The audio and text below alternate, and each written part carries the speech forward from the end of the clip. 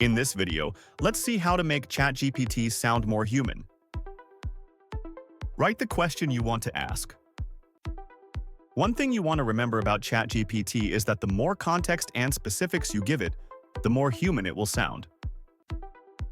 Set the tone as conversational, so it understands that the user wants to gain knowledge and not just an explanation.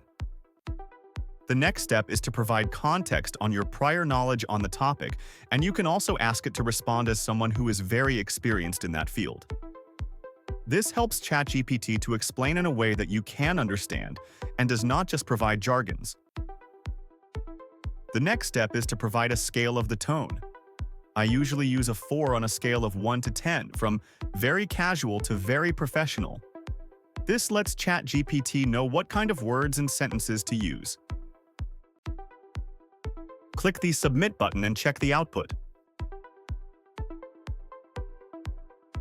As you can see here, ChatGPT has taken into account of my conditions and has provided a human-like response.